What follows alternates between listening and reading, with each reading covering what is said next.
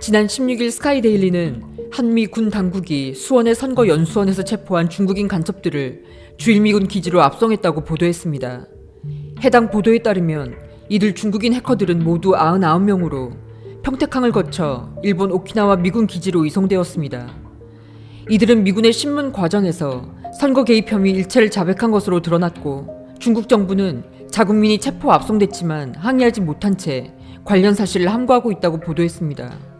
이 한미 공동작전에는 미 국방부 산하 국방정보국이 관여했다고 스카이데일리 측은 전했습니다. 며칠 후 스카이데일리는 후속 보도를 통해 이 중국인들은 IT와 관련된 전문가들로서 외국인 연수생 신분을 가장해 한국에 체류하는 동안 6개월을 주기로 교체되었고, 이 중 일부가 업무에서 제외된 후 실업급여도 받았다고 밝혔습니다. 스카이데일리 측은 이들이 조선족이거나 중국 국적 화교였을 것으로 추정했습니다. 또한 최근 스카이데일리는 중국인 간첩 혐의자 중 우선 체포 대상 인물들이 주일미군 기지를 떠나 미국 본토로 압송되었다고 추가 보도했습니다. 이들 중국인들은 항공편을 통해 일본 오키나와 미군 기지를 거쳐 미국 본토로 보내져 신문이 이루어졌다고 밝혔습니다. 이에 며칠 후 미군 측은 공식 입장을 내놓았습니다. 주한미군에 의하면 스카이데일리의 모든 정보는 거짓이고, 미 국방부 역시 이 주장이 거짓이라고 밝혔습니다. 이것은 주한미군이 SNS 계정에 남긴 글입니다.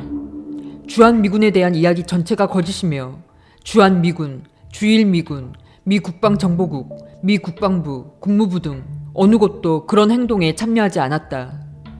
즉, 일본 오키나와 미군 기지로 이송됐다는 스카이데일리의 기사 내용은 모두 거짓이며 어떤 기관도 그런 행위를 한 적이 없다는 게 미국 측의 공식 입장입니다. 압송된 99명의 중국인 해커 이야기는 요즘 가장 화제가 되고 있는 이슈입니다. 중국이 한국의 선거는 물론 전자개표기의 운영에 관해서도 암암리에 부정적인 영향을 행사한 것은 이제 더 이상 음모론이 아닌 팩트가 되어가고 있습니다. 그러나 스카이데일리 측의 보도는 뭔가 어색하고 그들의 주장을 뒷받침할 만한 근거들이 다소 허술합니다. 첫 번째, 제보자나 취재원의 신원이 불분명합니다. 기사에서 취재원이란 해당 내용을 제보한 증언자 혹은 증인을 말합니다. 스카이데일리는 해당 보도에서 이와 같은 주장을 하는 사람들의 신원에 대해 정통한 소식통, 복수의 관계자, 복수의 국내 정보 소식통, 사안에 정통한 이들 소식통, 익명의 군사 전문가 등으로 적고 있습니다. 결국 이들의 신원이 철저히 베일에 가려져 있기 때문에 완전히 신빙성 있는 주장이라고 받아들이기 어려운 부분이 있습니다. 물론 언론 보도에서 취재원의 신원 보호가 기본 원칙이긴 하나 미국이 이 사건을 모두 부인하고 있는 상황이기 때문에 취재원의 제보가 모두 사실이라고 판단하는 것도 섣부른 감이 있습니다. 두 번째, 극비리의 군사작전은 민간 언론에 쉽게 노출되지 않습니다. DIA가 주도적으로 전개한 작전이기 때문에 주한미군이 그 사실을 몰랐을 수도 있다는 주장이 있습니다. 그러나 미국의 해외 주둔지에서 벌어지는 모든 작전은 전적으로 주둔해 있는 미군 캠프의 통제 안에 있는 것이 원칙입니다. 즉, 주한미군의 승인 없이는 어떠한 특별 군사 작전도 한국 영토에서 수행할 수 없는 것입니다. 따라서 DIA의 비밀 작전을 주한미군, 유엔사, 한미연합사 등이 모두 몰랐다는 것은 말이 안 되는 것이죠. 특히 주한미군도 모르는 별도의 정보 라인을 스카이데일리 측이 확보하고 있다는 건 현실적으로 불가능해 보입니다. 세 번째, 중국인을 압송했다는 버스가 촬영된 CCTV입니다. 결론부터 말하자면 이 버스는 중국인을 압송한 버스가 아니라 애초에 계엄군을 한가득 태우고 온 버스였습니다. 이것에 대해서도 갑론을박이 많지만 우선 버스 내부의 승객을 CCTV 자료만으로 식별할 수 없다는 점, 결정적으로 중국인 해커들이 버스에 오르는 장면이 없기 때문에 승객들의 신원에 대해서는 논쟁 자체가 성립되지 않습니다.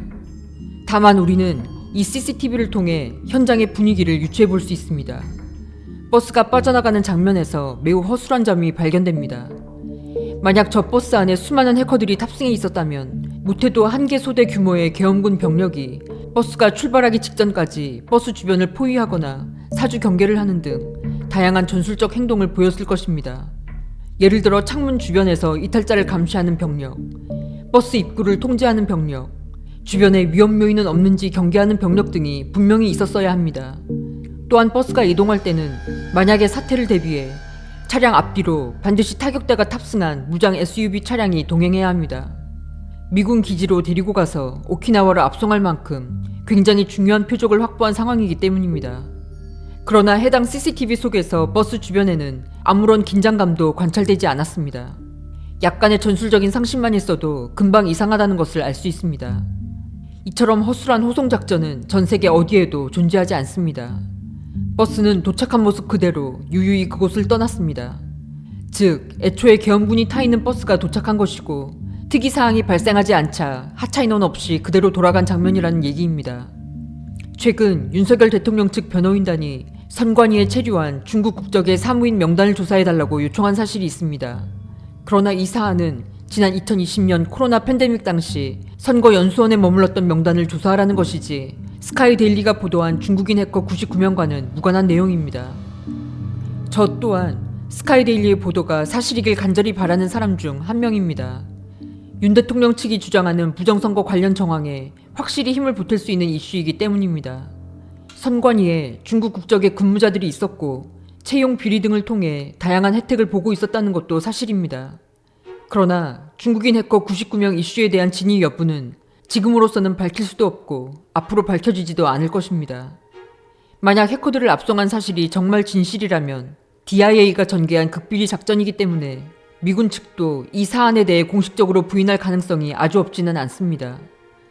또한 군에 의한 민간인 호송은 전시 상황이 아닌 경우 국제사회에서 큰 문제가 될 수 있는 불법 납치에 해당하기 때문에 이러한 책임을 회피하기 위해서라도 미국은 진상규명을 절대 하지 않을 게 분명합니다. 향후 한국의 부정선거가 중국인들의 소행이었음이 드러난다 해도 선관위 해커 99명 사건이 결정적인 역할을 했을 것이라는 연관성도 입증할 수 없을 것입니다. 그러나 분명한 사실은 스카이데일리의 보도가 진실이든 거짓이든 이러한 기사들을 통해 판세가 확실히 뒤집힐 만한 정황들이 더 뚜렷해졌다는 것입니다. 트럼프 행정부의 출범과 동시에 한국 사태는 극적인 반전이 있는 새로운 국면으로 접어들었습니다.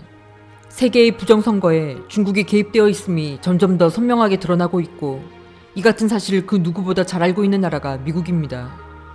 중요한 건 굳이 스카이데일리의 중국인 해커 이슈가 아니더라도 부정선거를 밝힐 여지는 넘쳐난다는 것입니다.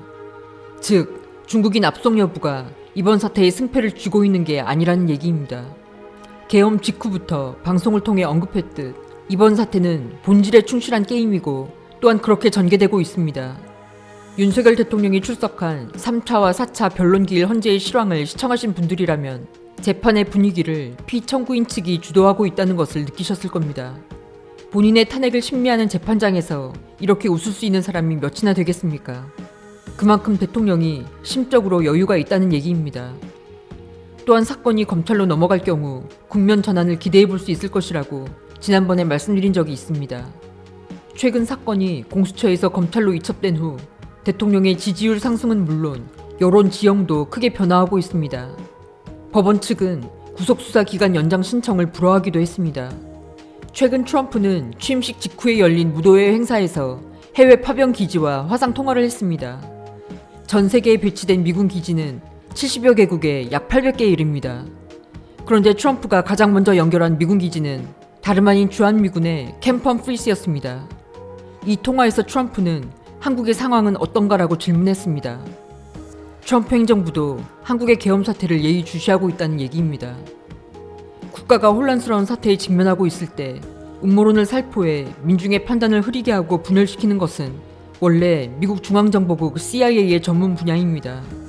우리는 트럼프와 바이든이 맞붙던 지난 2020년 미 대선 때 이와 비슷한 음모론 뉴스들을 이미 여러 번 접한 바 있습니다. 아직 밝혀지지도 않은 음모론들이 여전히 많은 사람들에게서 회자되고 있을 뿐입니다. 이런 음모론이 하는 역할은 민중의 분열입니다. 이 음모론을 믿는 사람들과 부정하는 사람들이 또 그 안에서 분열하고 갈등하게 되는 것입니다. 당장 밝혀지기 어려운 사안에 붙잡혀 갑론을박하는 일을 멈추고 가장 중요한 본질 안에서 사태의 진행을 정확히 파악해야 합니다. 이전에도 말씀드렸던 각종 입법 반대, 친중 내각제 세력에 대해 주변에 알리기, 그리고 화교 세력들이 한국에 미치는 악영향들에 대해 인지하고 밝혀나가는 것이 훨씬 더 중요합니다. 오늘 방송의 내용을 요약하자면 스카이데일리의 보도가 진실인지 거짓인지는 아직 밝힐 수 없으며 앞으로도 밝혀질 가능성은 희박하다. 이 보도가 사실이면 더 좋겠지만 그렇지 않더라도 문제되지 않는다. 이 보도의 진위 여부가 승패를 좌우하는 게 아니기 때문이다. 시청해주셔서 감사합니다.